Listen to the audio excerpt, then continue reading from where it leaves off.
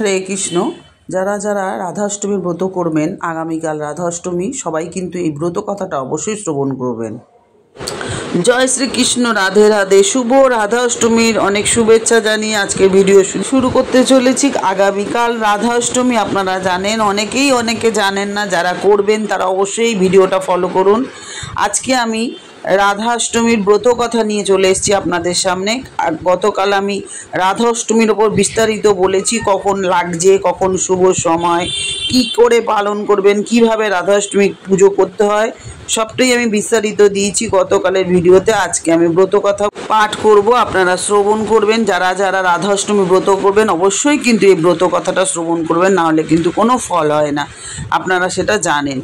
তো বন্ধুরা, শুরু করার আগে বলবো, নতুন হয়ে থাকলে অবশ্যই আমার চ্যানেলটা সাবস্ক্রিপশন করে পাশে থাকুন, সকলের সাথে শেয়ার করুন, লাইক ও কমেন্ট করতে ভুলবেন না। আর বলবো অল বাটনে প্রেস করে রাখুন, তাহলে আমি এরকম মোটিভেশনের সুন্দর সুন্দর ভিডিও দিলেই তৎক্ষণাৎ আপনারা পেয়ে যাবেন। সাধারণত এরকমই জন্মাষ্টমীর পরেই রাধাষ্টমী পালিত হয়।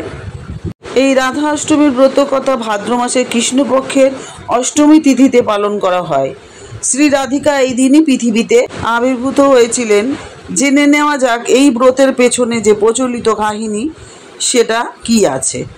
সূর্যদেব একসময় পৃথিবী ভ্রমণ করতে এসে পৃথিবীর রূপ ও আনন্দ দেখে আকৃষ্ট হয়ে মন্দর পর্বতের গুহায় গভীর তপস্যায় মগ্ন হন।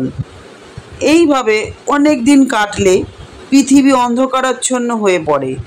তখন যেহেতু উনি তপস্যায় মগ্ন হয়ে পড়েন, অটোমেটিক তখন অন্ধকার হয়ে যায় পৃথিবী।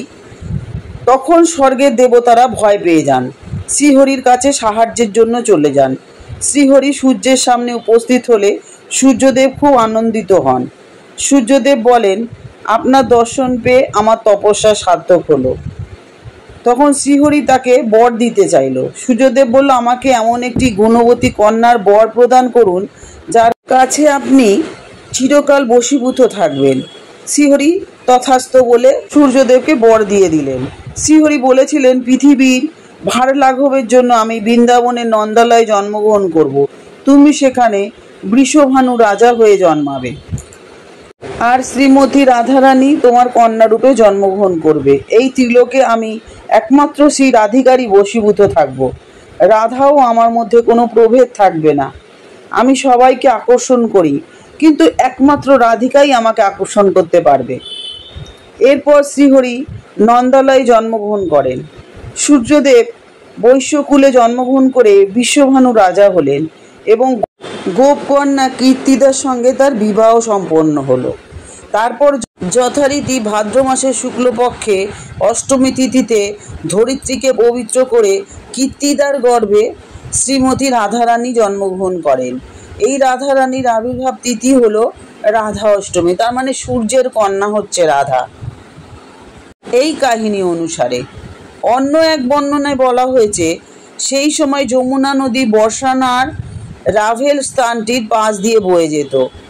একদিন রাজা বিশ্বভানু নদীতে স্নান করতে গিয়ে দেখলেন, হাজার সূর্যের আলোর মতন জ্যোতির্ময় এক সোনার পদ্ম ঠিক যমুনা নদীর মাঝখানে ফুটে আছে, যার মধ্যে আছে একটি ছোট্ট শিশু কন্যা ওই ফুলটার মধ্যে।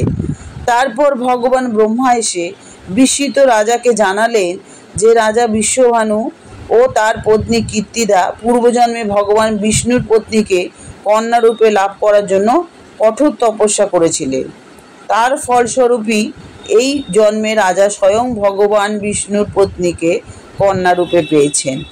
এরপর রাজা বিশ্বভানু সেই শিশু কন্যাকে নিয়ে এসে তার পত্নী কীর্তিদার হাতে তুলে দিলেন। এদিকে তারা দেখলেন শিশুটি কিছুতেই চোখ খুলছে না। তারা ভাবলেন শিশুটি বোধহয় অন্ধ, এবং নারদ মুনি রাজা বিশ্বভানুর কাছে এসে রাজাকে শিশুটির জন্মের জন্য আনন্দের উৎসব করতে বললেন। নারদ মুনির কথা অনুযায়ী রাজা বিশ্বভানু উৎসবের আয়োজন করলেন।